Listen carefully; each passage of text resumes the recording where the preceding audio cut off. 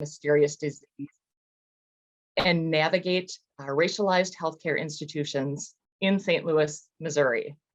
Chelsey holds a master's in public health, a certificate in women, gender, and sexuality studies, and a doctorate in sociocultural anthropology from Washington University in St. Louis.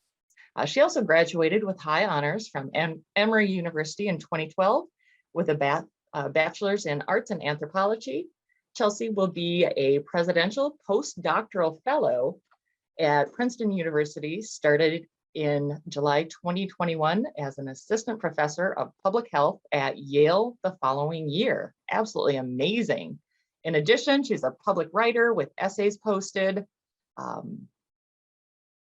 Lots more, my goodness. But what I will share last is that she can be found on Twitter.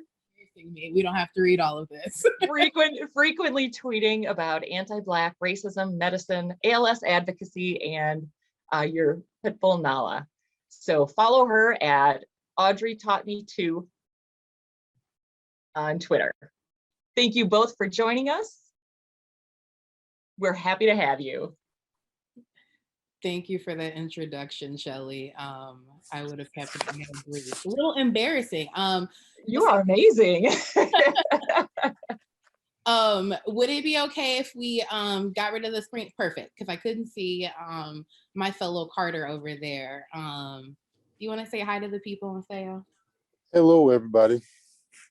Where do you want to start today? This is our first time meeting. We've had a little bit of time to, work through some questions together, but we wanted this to be an organic conversation about some of the things that I've written about and learned about in my research, but I think more importantly, the things that patients like Maceo have experienced. And so would love for you to maybe just kind of give your thoughts so far on what have you learned? How do you feel after kind of what you've heard from the conference conversation today? I've learned that everything about ALS sucks. Every aspect of it, many aspects of it. It all sucks. Yeah, my story started with a regular checkup, regular physical. I think I was diagnosed in 2016. So 2015, I went in for a physical. I mentioned that I had twitching in my arms and legs, but the doctor didn't do anything or say anything. 2016, I went back for a physical and he saw the twitching that time. Maceo, you just accidentally muted yourself.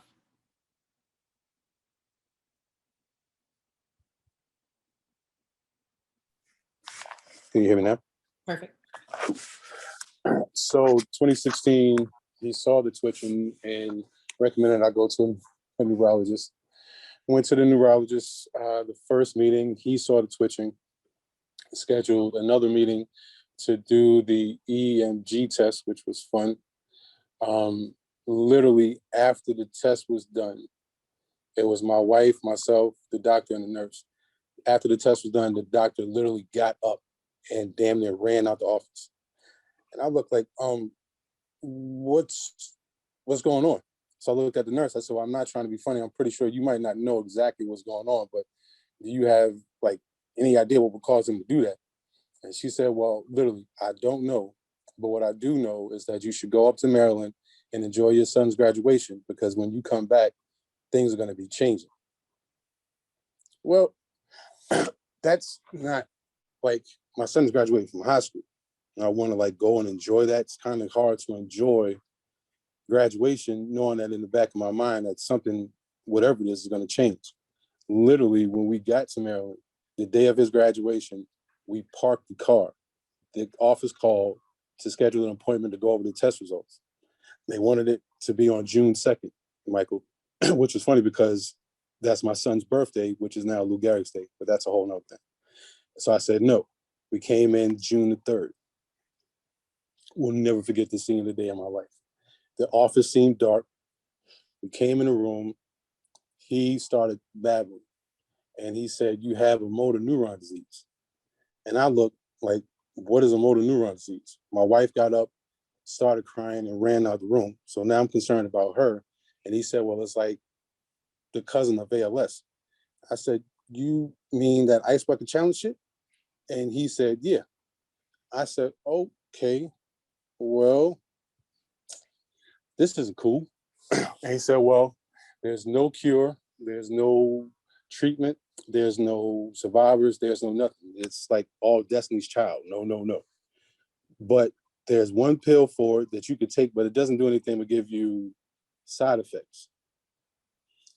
Okay. Or you can go to another neurologist and see what they say, but it might be the same thing. Well, that didn't make me want to go to the doctor. I eventually went. He said, it was Riluzole. It does have it does help some kind of way. Like it can extend your life by 3 months, but you have to take this pill because it'll hurt your liver. Then you have to take this pill because it'll do this. You have to take this pill because it'll do that. Now I grew up watching my grandfather have the daily pill tray with 27 pills in the tray, and I swore up and down I didn't want to do that. So that wasn't the most comforting feeling. So we went through months and months and months of testing. Finally, in November the 8th, 2016, the doctor put his hand on my right knee and said, "I'm sorry to tell you, but you have early onset ALS." So the first thing in my mind, like, all right, well, I'm about to be out. Whatever test you need, if you need like a kidney, a kneecap, something to help somebody else, because from what I hear, I'm out. I went to Google, everything said 2 to 5 years. It didn't look or feel really good at all. Thankfully, I'm probably babbling, but a good friend of ours, she brought over a medicated Rice Krispie treat. And she said, take your time, be careful with it. You don't know how you're going to act. I'm like, I've smoked cannabis before. This is nothing. Whatever. I was smoking Red Man, Method Man, girl, whatever. I ate it. I was having problems with my right hip. I woke up the next morning and I didn't really have the pain. I got up the next day, I didn't really have the pain. I said, well, wait a minute. I work where I work, and my company has an office in Arizona.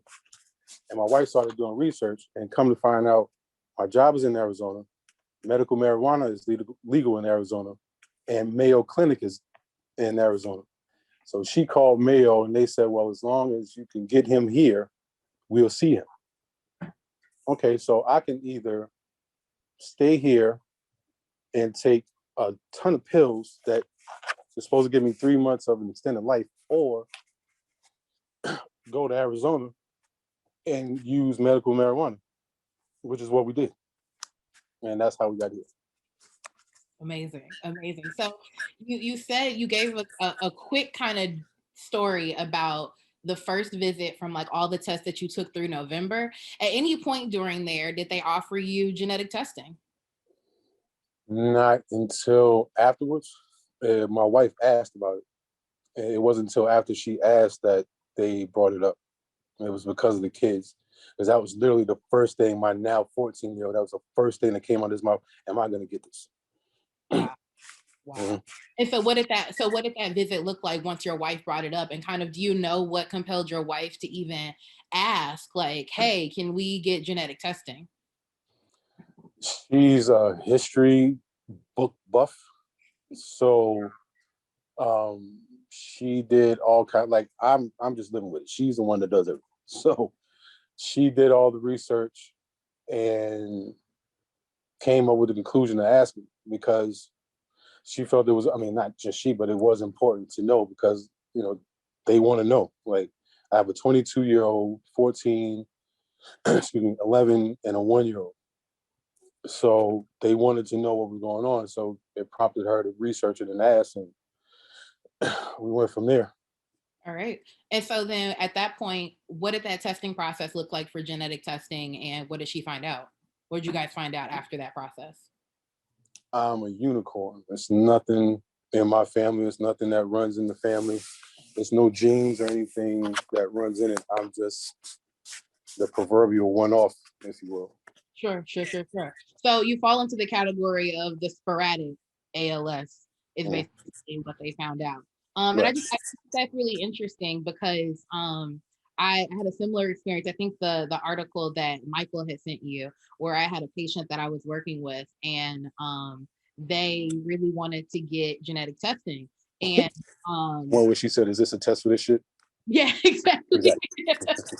Exactly, because I think that like we sometimes we act as though, you know, the way kind of medicine has always existed for most people is that there's a test for something. Like you get a test, you find out you have a thing, and then you get treated for that thing. And I think the disease itself kind of becomes this mysterious unicorn because there isn't just one test to be able to give you an answer. And so I think in those familial tracks of ALS, like a lot of people have that desire, but there can kind of be this like overlay of both like genetic discrimination, but then also racial discrimination at the same time. And there's kind of this assumption that, oh, we're not even going to think to test Black people for it because we assume that there isn't a hereditary element or things of that nature. But your wife was clued into the fact like, well, wait, we should check it because we do have progeny, and I don't want my kids to get this disease either. And so I really commend your wife for doing the research, because some people don't even know that there are genetic testing available for familial ALS, and so that can be really challenging. Mm-hmm. I had no idea until she said something. Literally, I had no idea. Don't tell her that, but I had absolutely no idea until she said something. Absolutely, absolutely. Have you participated in any clinical research around ALS? And particularly now that you're in Arizona, I'm really fascinated because we haven't even talked about this. So I love that you brought up the medicated element. My next research project is actually looking at cannabis usage in people with ALS and other neuromuscular diseases. And so I'm curious, like either from a clinical research trials with marijuana or with kind of like ALS, like have you participated? Have you not participated? So with the clinical trials, the one time I was offered was when we moved from North Carolina, was when we were still in Carolina. I think I was maybe 3 or 4 months in maybe. But the way it was presented was not a way that made me want to take it. Like he literally said, you'll either get a placebo or the medicine. You won't know what you get, and the doctor won't know what you get. Mm-hmm. So first thing in my mind is Tuskegee. This ain't happening. If you don't know, they don't know what y'all are putting into my. No, I'm good. I'm not taking the study. So we come here. My physical therapist, which I've considered her to be more like a mother now since we've been here. She's originally from Zimbabwe. And our first meeting for physical therapy, we were both crying for like 30 minutes, just going back and forth talking about stories. I bring this up because she asked me one day, do I have a handicap placard? And I looked and said, no, I'm not handicapped. I don't need a handicap placard. She literally slapped me on my knee and said, you need a damn handicap placard. Then think about it. She wrote up the paperwork. I took it to the doctor. Sure enough, he gave me the handicap placard. So in preparing for this, I talked to her maybe 2 weeks ago, and I asked her specifically, what made you think about the handicap placard? Like, did you say something because I'm just this dashing, charming fellow, or is it because I'm Black? And she said it's more because I'm Black instead of being charming, because she knows that Mayo doesn't see a lot of people like me. Yeah. And when they see me, they'll see somebody who's 4 years in, who's still walking, talking, eating, working, just had a baby, so would consider me to be strong and okay. But in her mind, in order for me to stay that way, why not take preventative care and do things like use a chair, do things like use a handicap and take 10 steps instead of taking 40 steps, which is going to drag you down. Yeah.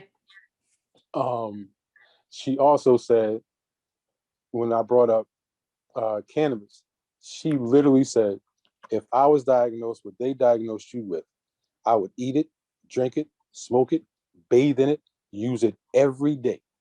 I went upstairs to my doctor. I said, doctor, this is what my physical therapist said. He said, here is a place. He gave me 3 different places where they would sign off on the card Yeah. and said, I believe in it as well. I said, okay, cool. I believe in it as well. So I just went to clinic 2 weeks ago, Mm-hmm. and they said my pulmonary function have been the same pretty much for the last 2 years. My weight's been the same. Everything has been the same pretty much, other than just, the regular deterioration of what this crap is. I believe in medicine. I'll take a Tylenol, but again, if you're telling me I can choose between taking something naturally or taking pills, I'm gonna go with the other. Yeah.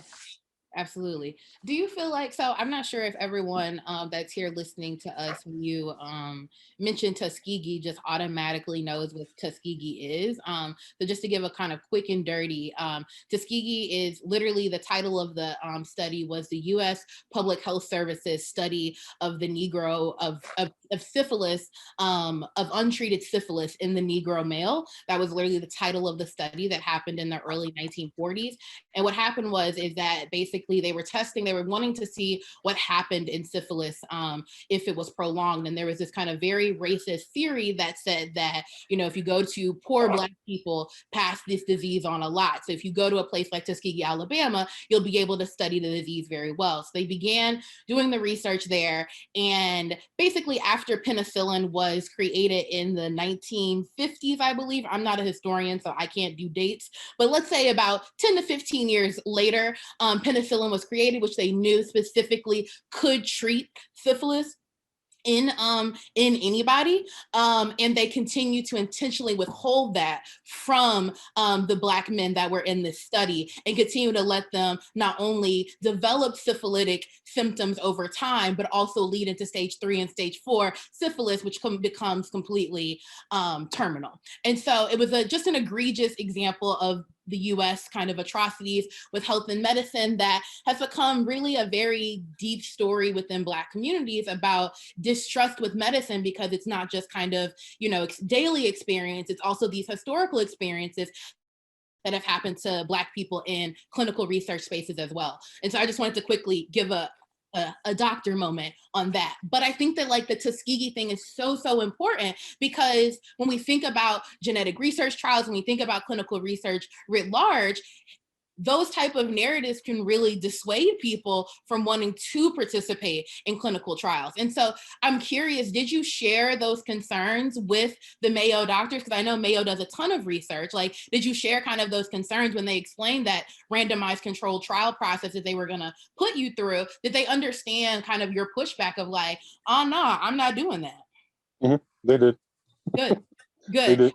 And was your doctor, even in a place like Arizona where a medical and now recreational marijuana is legal, have they been receptive to kind of your desire to use marijuana products to like deal with your symptoms? So the doctor I had when I first came, he's retired, but he was all for it. The Okay. doctor I have now, she seems to be all for it, but she asked, like, what do I do to deal with it? And I said, I use cannabis and I listen to music a lot. And she said, well, literally with a straight face, like, does that really help? Yes, it does. I mean, it help. I can't speak for anybody else. It helps me. You just said my weight, I'm still 250 pounds. I'm still fat. I'm good. I'm good with that. Like, I haven't lost my mind. I haven't lost my appetite. Yes, it helps. It works. For me, it does. Absolutely, absolutely.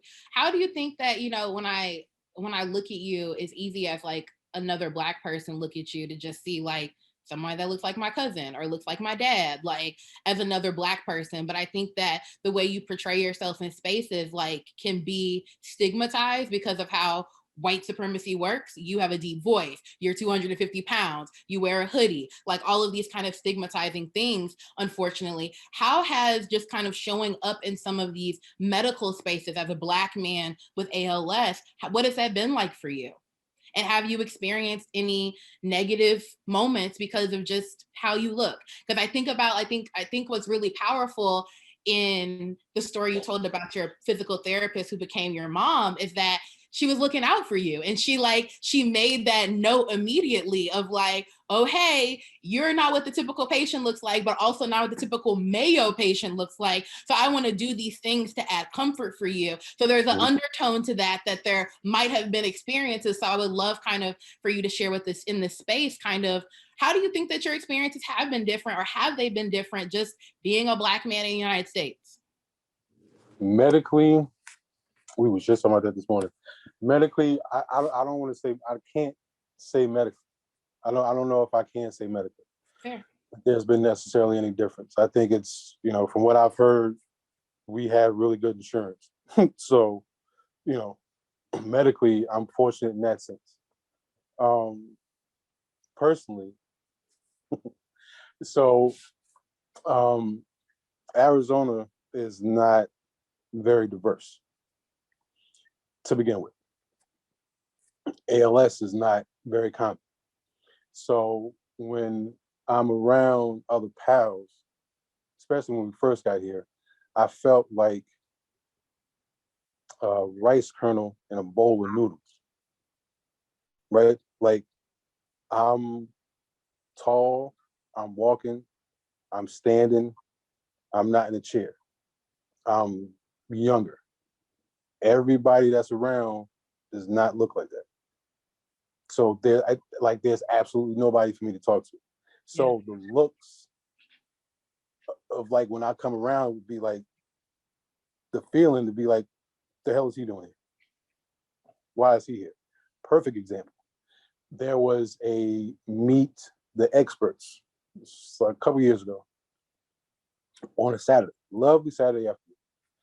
And I'm in the room and the guy's speaking. He comes down and he's greeting everybody. It's like 3 people ahead of me. He comes up, hi, my name is blah, blah.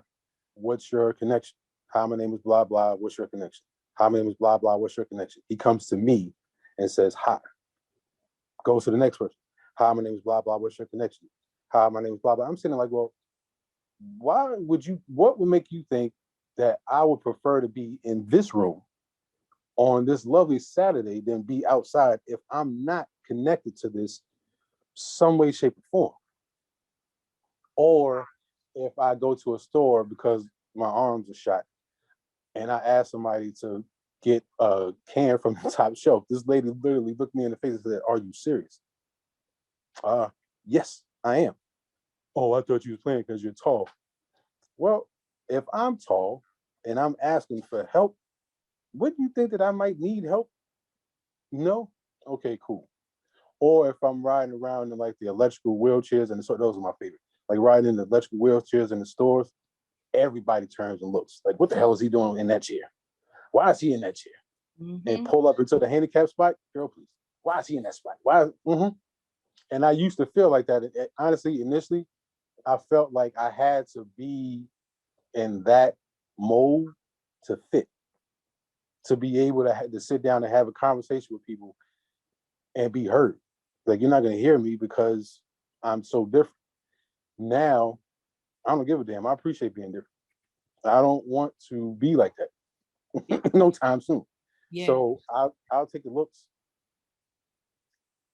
Yeah, I appreciate your response so much, and I appreciate your vulnerability in sharing that, because I think a lot of times when people think about discrimination as a patient or as anybody, they think of it as like somebody's like an act of intent, or an act of like, someone called you a racial epithet, or someone said, I'm not gonna do something for you because of your skin color. And I think that like some of the things you just mentioned, like the looks, the perceptions, the knowing that you're the only one in a space and you're feeling uncomfortable, that kind of lack of belonging, those are things that also feel like, okay, I shouldn't come to this space because you guys, you don't see me here, you don't see me as kind of a patient in the same way. And that can be really detrimental for, I think, patients of color, and particularly Black patients that have ALS, when, I think the example you gave of the person going around to each person and saying, hi, what's your connection? Hi, what's your connection? And not stopping to even consider asking you that is a very kind of invisible, nonverbal way of saying, like, I don't think you belong here. And that can be hurtful in its own right, but doesn't get registered in the same way as that's a form of, hyper invisibility or discrimination in some way. Mm-hmm. When that guy did that to you, did you ever get a chance to circle back and say, kind of assert yourself and who you were in that space? I know myself well enough. I didn't do I appreciate your honesty. that. I didn't. But like I said, like, for me, we've gotten to you just brought that up. It's a great point. You have to learn to get through the discriminative aspect of it to get the parts that you need, right? Like our chapter here, they offer so many different programs that I haven't heard of. Like there's programs specifically for cows. There's programs specifically for kids that I'm not going to deny them the opportunity to participate in things just because I might feel a kind of way or y'all are acting some kind of way. I'm at a point where I don't really give a damn how you act. If they have the opportunity to do this just like your kids, Yeah. you can look at me all you want. They're going to do the same thing. If she gets the opportunity to get away from me for 2 hours and talk to other cows and don't have to worry about me and have to look at my face and deal with anything, you can look at me all you want. Great. It's kind of it's a little sacrificial in a way, but like, but at the same time, like, do you feel like by adopting that attitude, you're able to kind of get the adequate care and advocacy and resources that you need to survive the best that you can? Yeah. Yeah. Yeah, because a cool thing to me is when somebody says, I forgot you had ALS. You forgot I had it? Okay, I haven't. But Yeah. you're saying that you forgot I had it because I'm complaining about work because I'm still working every day. I'm complaining about the kids. If you have a 1-year-old, you know about a kid waking up at 3 o'clock in the morning. I'm complaining just like everybody else is complaining because I have the things that I need. I have a power wheelchair. I have a bidet. I have a power toilet seat. I have lift chairs. Yeah. I'm not going to deny myself. Again, this is from my therapist. I'm not, like she would say, they'll say 2 to 5 years, but what kind of life are you living? Which is everything.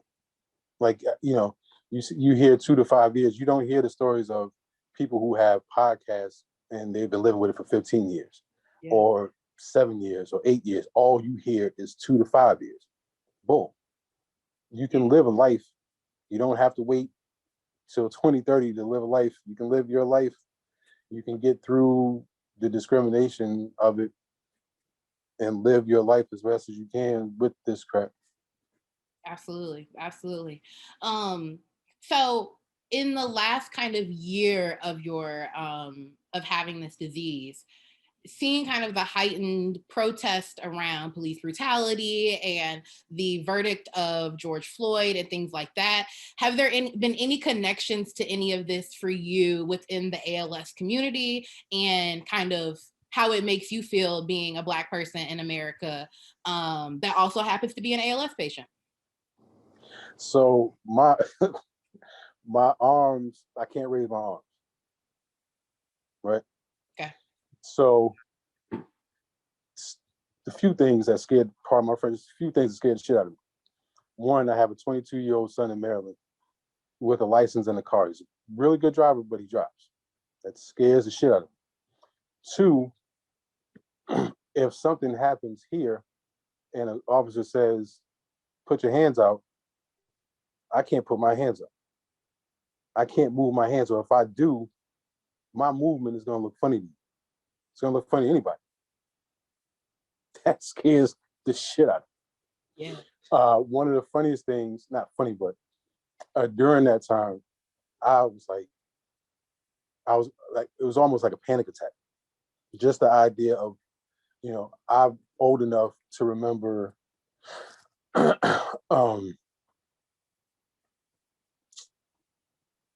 Rodney King and how that was. And this was different. right?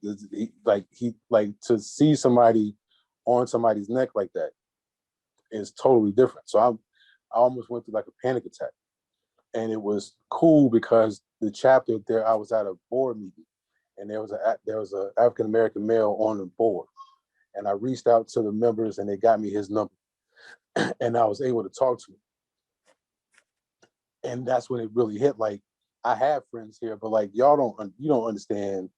You can't possibly understand how it feels to be a father and have a son drive. Yeah. You can't possibly know what it feels like to see those lights or just see the car behind you and you're nervous or your kids are nervous. Yeah. That it to me, it made me go more inside, more internal to myself, and like appreciate me and us and things that we do more than anything. Yeah, absolutely. Absolutely. I appreciate you sharing just kind of that visual of what would happen if you were to get pulled over now because your arms are no longer working. Like that's terrifying. That's terrifying to know that, one wrong move could be translated or interpreted a negative way. And, because of the histories, you could possibly not be sitting here right now. And Right. that's a hard pill to swallow. Do you feel like they're, in thinking about kind of being a Black person in the ALS community, even in your chapter, do you think that there should be more or could be more done towards kind of like, not necessarily acknowledging like police brutality, because everybody has their own niche. The ALS Association is not a racial equity organization. We understand that. However, the ALS Association, I Am ALS, all of these other organizations do have Black patients, do have patients of color. Do you think that it would be useful in any way to have kind of either support groups or some type of kind of thing specifically for Black patients or et cetera, down the people of color kind of continuum? Hell yeah. Pardon my French, but I met Oddity here maybe about a year ago, and her face is a different face, right? I Am ALS now has, which I'm a proud member of, the many shades of ALS. It's not the cool group that you want to be part of per se, but it is because, it's nice to see another face that you feel comfortable with. Yeah. It felt damn good to get an email saying, hey, we're looking at starting this. Like, wait, you're thinking about doing what? Wow. Yes, I would like to do this. Wait, another organization in Richmond that's looking to doing the same thing? Yes, I would like to speak to them too. Because, I don't want to keep feeling like a rice kernel. I'm this tiresome. Absolutely. It's, Yeah, go ahead. Sorry. yeah. I was just gonna say, like, because I think that like how you put that is just so beautiful and horrible, because like nobody wants to be the rice kernel in the noodles, but I think it's important to acknowledge that by asking for these safe spaces with other people that look like me, they're able to understand the experiences of, I get stopped by the police and I can't put my hands up, and how that feels like for a Black man living in America for all of these years, that maybe another friend can't understand as well, that might be having the same ALS experience, but doesn't understand the experience of being Black in the United States. Or I think even more specifically, your point about going to the doctor and like getting all those looks, like you can't possibly explain those looks and like the perception of feeling like you don't belong in a space without kind of having other people to be like, oh yeah, I've had that look before. I know what that feels like. And so I think that tapping into people's identities, I think we get really scared to do that because it seems like, oh, we're trying to, keep people apart, or we're trying to, differentiate. But sometimes it's just because we really want to be in safe space with people that are like us. Another point, it's still to that same point, is like in the community, between the summer of the Black Lives Matter movement and the presidential race, you got a real good chance to see some people's stances. And after seeing the stance and now being back in a place where, you know, people are joining together more now, being back together, you kind of leery on who you're around there, right? Like if on Facebook you're saying, you know, stores matter, storefronts matter, you know, Black lives really don't matter, storefronts matter. It's going to be kind of hard for me to sit in the same room with you and kick up dust. Like, what are we talking about? Yeah. Because are you being called you just because of this disease? Because from what your social media is saying, if it wasn't because of this, me and my kids wouldn't matter. But we share the same shitty experience with this disease, so we got something in common. Yeah. Yeah. Absolutely. Absolutely. What do you think, is there like anything that you think that could help the broader ALS community? I know in some of the conversations I heard today, a lot of people, you know, were talking about the ways in which the broader community does a really bad job with even kind of acknowledging genetic stuff. Is there one thing that you think that the broader ALS community could do to acknowledge the experiences of Black people with this disease? Or even if they couldn't acknowledge, better understood? Do this. Hmm? There's like there's documents of how many people in this country have this disease, and I'm sure that you can figure out how many Blacks compared to how many whites compared to how many Latins. I'm pretty sure you can find out that information if you put out like a feeler, like I Am ALS, like, hey, we are looking to talk to African Americans living with this disease. I can't jump, but I damn near jumped out my chair when I saw that email. Like, yes, I would like to do that. If like just something simple like that, like just put out. You don't have to research. You don't have to search people. Just put it on your site. We are interested in hearing the stories of African Americans living with this disease.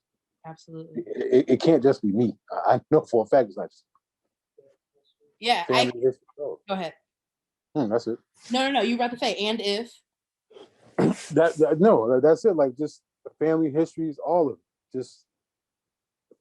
Just putting it out there that you are aware that there are African Americans with the disease who are not dead within 2 years, who are not athletes. You know, I'm a regular person. Yeah. I'm John Legend. I'm an ordinary person that just so happened to get this damn disease. Yeah. And there's a lot more out there who would probably want to talk, but we don't know of any spaces like that other than this to do that. So I'm not going to do that. I'm just going to stay to myself, which, as my wife said, again, it's something else I didn't know about. We have the withering disease. You just wither away because I don't have nobody to talk to that looks like me. Places I go to, I don't feel welcomed or encouraged to come. So I'll just sit here and wither away. Absolutely. I can't tell you, I am so sorry that you've had that experience, but if it's validating, I just want to say that all of the narratives over the course of my my research project, I collected over 50 narratives of people with ALS, and half of them were Black people that self-identified as Black, and all of them echoed exactly what you said, which is that we just wanted to share our stories and for people to know that we are here and that Black people also get this illness. Because I've had people go through the diagnostic process who've had doctors literally say to their faces, you can't get ALS because you're Black, because statistics and things that you see online quite literally see that. I think I heard the background. Was that your wife? She's up now. Yep. She's up now. I would love to hear from her. Does she agree with that? Have y'all heard similar things to that? She comes. Hi. Hi. How are you? Good. Yeah, I think for myself, what I've done is I've decided, like, when I see like in the local Facebook groups or any of the ALS groups, if I see like a person of color, usually I I go and reach out. I send messages. Hey, this is who we are. This is who I am. This is who my husband is. You're not alone. Yeah. That's what I do, because Yeah. we didn't know anybody. We didn't even know that was like a thing. Like, we didn't know that Black people got who? Yeah. We never even knew. And the first person we reached out to when my husband was diagnosed was Freelorn, Phil Freelorn. He designed the African American Museum in Washington, D.C. Yeah. We didn't even know that, like, and he was in North Carolina, and he reached back. He reached back. Yeah. And he said, "You're not in this alone." Yeah. And he reached back. And that was it. That was, after that moment, I was like, well, there's nothing. There's no one. We came to Arizona, there was nothing. There was no one. Yeah. When we go to stores, people think I'm my husband's, because I don't look so much younger right now. I just woke up, but usually I look a lot younger. And people assume that I'm like his help aide.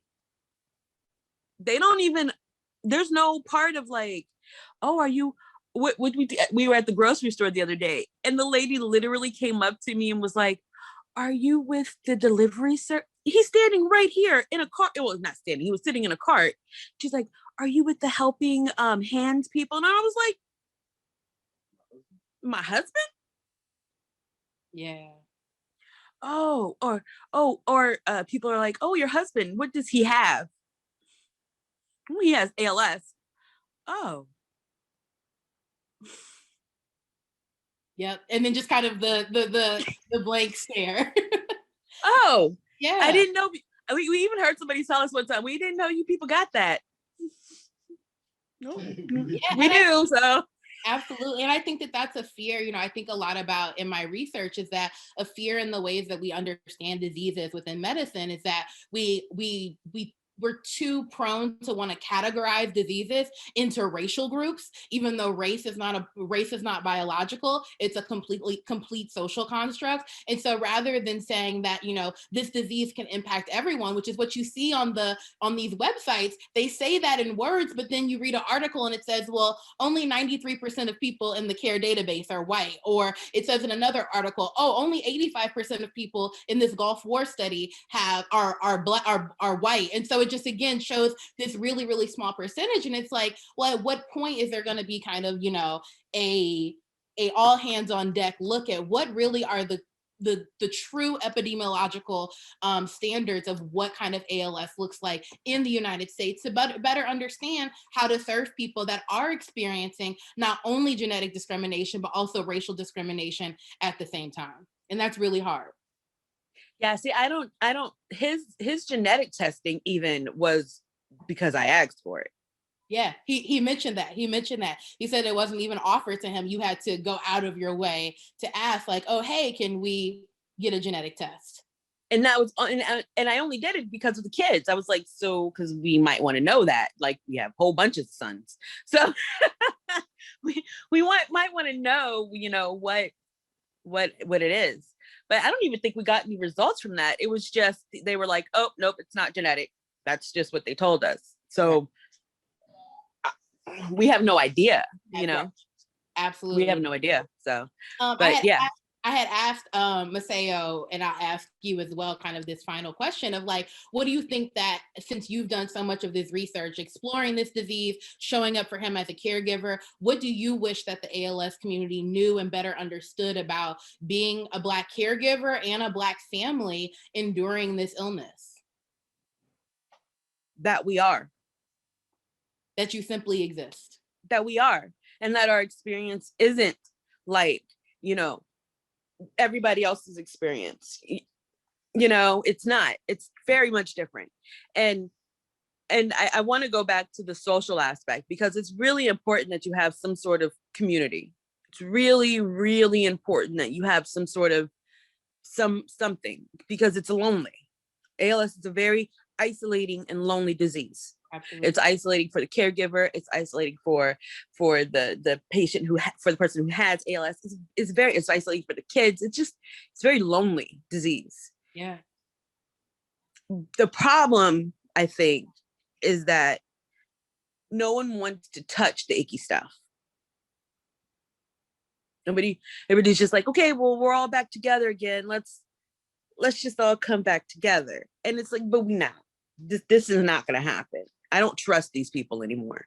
I don't trust these people with my children. I don't trust these people with myself. And I daggone sure don't trust them with my husband. Sure. I don't trust these people anymore. Yeah. And community, and to build community with people, that has to be built on trust, and it has to be built on understanding. And if you feel like you're not understood and that you don't feel as though people care about your life mattering, that can be really hard, even when you share a common illness. And so and I don't know how they would address this, because that's really not their focus. That's really not what they're supposed to, like, that's really not your job, right? But at a core point, we were literally told by people, Black lives don't matter. But I'm supposed to still walk for you and fight for you and go to DC and get these petitions, and I'm fighting for you as well. But you don't fight for me. Absolutely. You don't see the reciprocity in that. You don't understand how saying, no, your children's lives don't matter. Like, you don't understand how that's a problem. Yeah. Then we really don't have anything to discuss. Yeah. We're not in this together. Yeah. I'm in this for the lives of my people and the people I love, and you're in this for yourself. We're not in this together. My fight is dual. I have a dual fight. I don't just fight for, the health and the well-being of people living with ALS. Now I got to fight for their equality. That's a whole different fight. I wonder, how come he wasn't offered now that we think about things, how come he wasn't offered to be placed in, clinical trials early on? He was a perfect candidate for clinical trials. Yeah. And nothing, never. That quickly. Yeah, absolutely. Right. We didn't get anything. Yeah. And the one we did get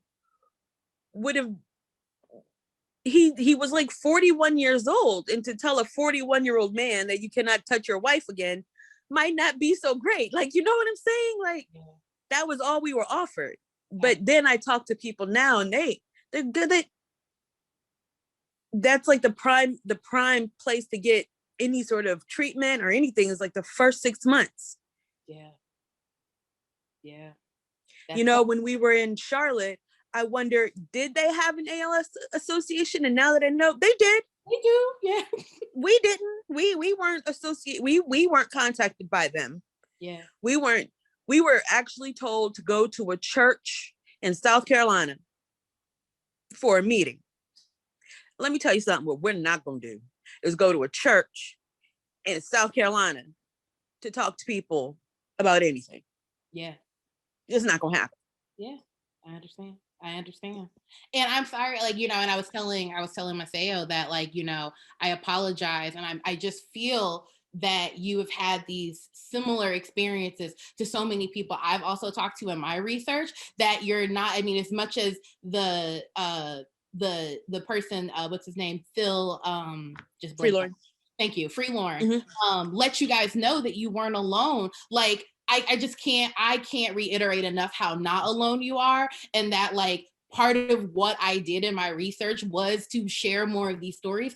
I didn't put this in my bio, but I have been a part of the ALS community since I was 15, and I'm over 30 now. And it was partly just because I was volunteering at my high school, and I saw a patient with ALS. They started a nonprofit, and I was like, oh, I'd love to help out with patients twice a week for a couple of hours. And in my own kind of observations over time, I was like, where are the Black people with this disease? There have to be more Black people. And I remember, having one of my close patients that just passed away about 2 years ago. He lived for 17 years. And I remember asking him before he passed, what's one of your the biggest kind of thorns in your side from being a pal for so long? And he said, the fact that people don't think that I exist, and that people don't think that people that look like me exist. And so I think that sometimes it's so powerful just kind of beginning to say, like, a part of the piece of awareness is acknowledging that other people that are not white people have this illness, and also have this illness and have disparate experiences. And so how are we able to show up in all of these organizations? And I think that the Many Faces of ALS and the I Am ALS group is such a great place to start. It's just making people feel as though they have community with the disease, where they don't necessarily look like other people they see, but even more specifically, look like the moniker of the disease, Lou Gehrig. And so, kind of as a closing question, I would, Maceo mentioned to me that, he almost got diagnosed with ALS on your son's birthday, that then also is now Lou Gehrig's disease day. Yep. And national by the MLB. And so, I spend a chapter in my book really talking about my book manuscript that I'm working on, really talking about kind of the power of monikers and what it means for Lou Gehrig kind of to be this face of this disease. And I would love for both of you to kind of share kind of your own reflections on what that meant, what it means, because I know, again, being somebody who has been a part of this fight since I was 15, like, I know how important, like, it is to raise money for the disease and get awareness out there. But also the critical anthropologist in me also can't help but see what happens, or question what happens when other people don't fit what that looks like, and don't associate themselves with MLB or Lou Gehrig, and kind of how do they make sense of things like that. So we'd love to hear you all's thoughts. Yeah, I think that's I think that's everything, because even it's not even just about like race or color or anything. There's also age. There's also that aspect of it too. If you're, if you just don't fit the parameter of what it means to have ALS, or what it means. And it's nice to look at like a website like I Am ALS is diverse. They're diverse. That's it. Like that site is diverse. Yeah. You go to any other you Google it and you don't see anything. And there should be like on Google, if you Google ALS, you should probably see other people. Absolutely. There's other, like we just said, this man is the architect of the African American Museum in Washington, D.C., and we don't even know. Like, there are celebrities, chef like Tabitha Brown, her mother had ALS. Yeah. Courtney Vance, is that his mother? His mother. We don't even know about these people. Why don't we have more outreach from celebrities? Why don't we reach there? Why don't we go that route? Why do we have, like, my husband is a great guy. He's one person though. Yeah. Like, he can push a voice, but you need someone who has a platform that's a little bit bigger. Absolutely. Like, I'm grateful that they have, Lou Gehrig's Day, but I'm not baseball. I didn't grow up playing baseball. I don't know anything about basketball. I could probably have been a little bit more helpful. Maybe even football, I might have been a little bit more enthused. Sure. But I mean, I guess. So here's my thing with Lou Gehrig's Day. For me, it's two-sided, because the office in Charlotte that I was going to while I was going, they're going through the testing and everything. All over the walls was pictures of Lou Gehrig. So I literally despised him. Right? Like, I despise Lou Gehrig because I'm in this room, and it's probably because I might have this damn disease because of you. I don't like you. I'm a Yankees fan, but damn it, Lou Gehrig, I don't like you. So to have Lou Gehrig Day and be a part of it as a turnaround, to me, it's awesome, because it was 6 people on the field, and guess which one stuck out, right? So when you pan that camera over the field, and you put those people on the jumbotron and you say, oh, we're celebrating these people who are living with ALS, there's one that don't look the same. So somebody in the stand could look and be like, oh, wait a minute.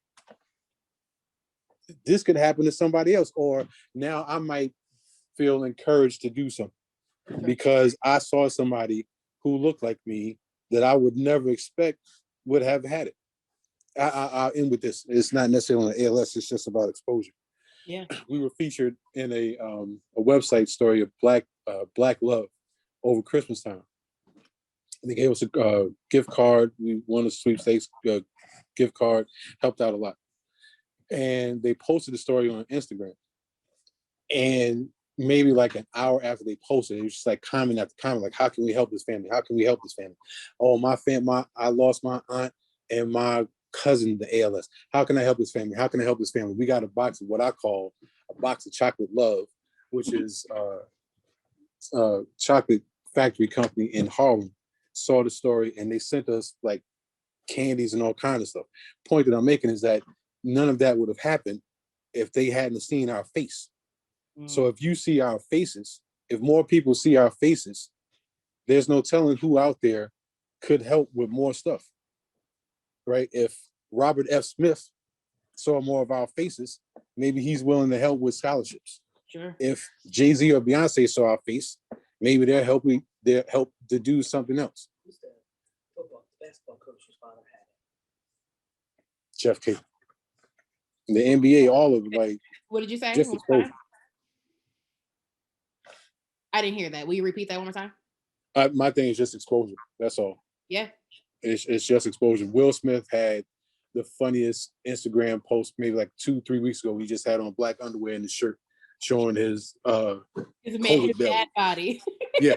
And I swear to God, I was getting ready to do the same thing. I was just going to put the ALS dad body, but I got talked out of it by my kids because they suck. But I was going to do it. Stuff like that.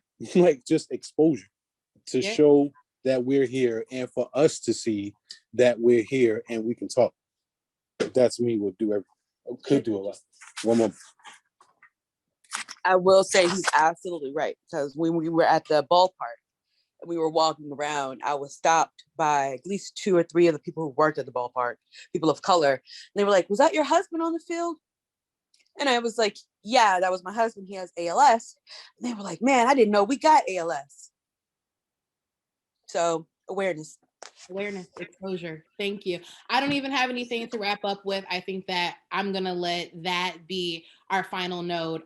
Thank you for reminding us of the importance of awareness and exposure and just being a part of this fight and being a face that everyone isn't always as familiar with. And so I appreciate you being in conversation with me today and hopefully helping the 14, 15 people in this space learn about a different experience in kind of this nexus of racial and genetic discrimination in ALS. I really, really appreciate you, Maceo. Thank you, man. Thank you so much for joining us. Thanks for everything you shared. Happy to have you on. Are you open to questions at all? If anyone has any questions? Absolutely, absolutely. I see some big thank yous in the chat. Thank you so much for sharing. I love this conversation. Thank you, Maceo and Chelsey. I would ask if there's anything the rest of us can do to help raise awareness for you. Would you have any recommendations?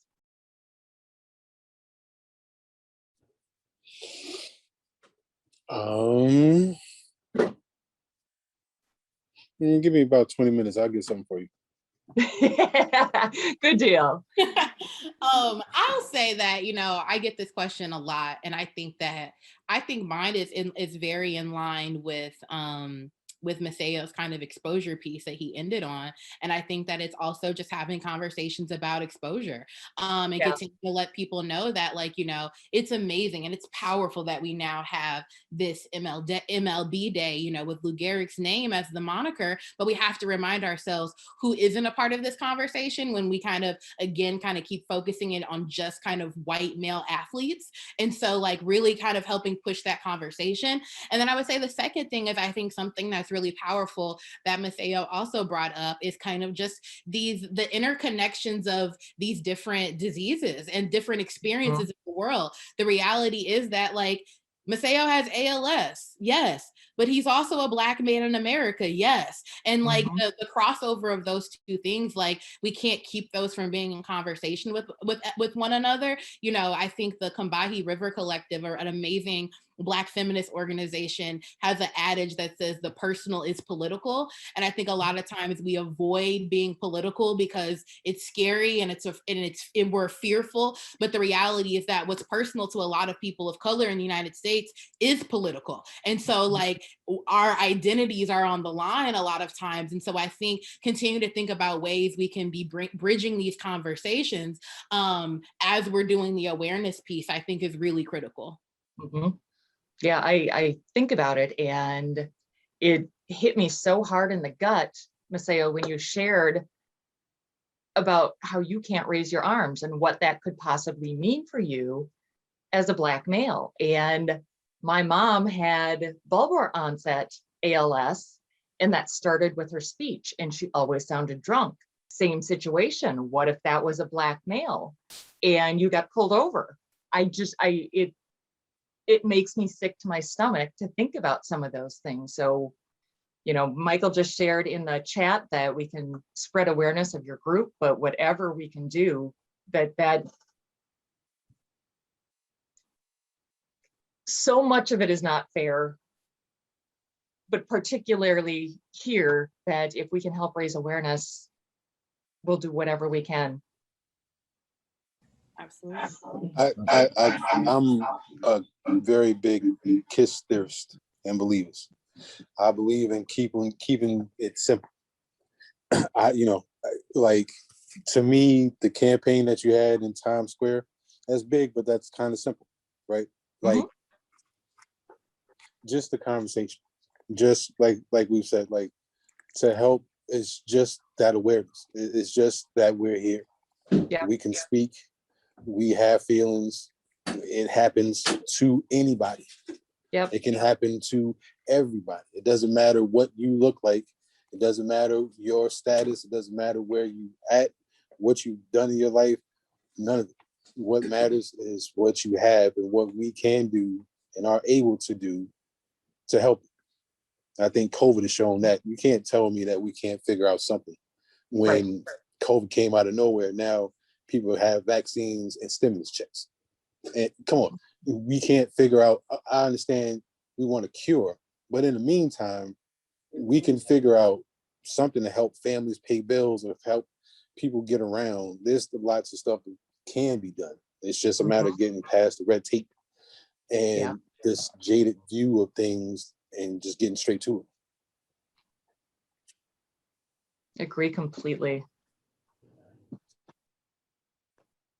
Yeah, again, thank you both so much. Really, really fascinating conversation. Loved hearing both sides. Like I said, so many things that just don't even cross your mind. And I hate that it doesn't cross my mind, but it's nice to help bring awareness if we can. Absolutely. And I appreciate you saying that, Shelley, because there's no need at all ever for there being shame and not knowing something. Like we're all here to learn. I think that's why, you know, I'm never going to lose this word exposure now because of Maceo. Right. That like, this is why the exposure is so critical because unfortunately, and this is why I think I love anthropology as the nerd that I am, because you learn that like our cultures can be so siloed. And so you can live in a space where you just don't think about it, not because you're a bad person, but because your lived experience has never forced you to think about what it could be like to not be able to use your arms when a police officer is behind you. Because whether or not a police officer is behind you or not, usually very generalizable, as a white person, you don't have to have that heightened fear. And so I think the fact that you even were able to make that connection, that's the type of work we need to see being done, because like it's that willingness to hear and it's that willingness to engage and be like, you know, oh shit, this is a different experience in mind. And that doesn't make me a bad person, but it means that I now have a new experience I have to learn about so that this world can be more equitable for everybody. Yeah. Yeah.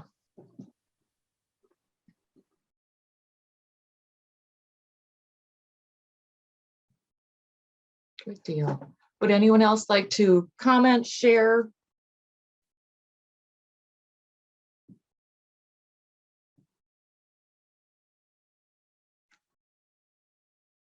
Good deal. Well, again, I will thank you both so much that hopefully this is not the last we see of you.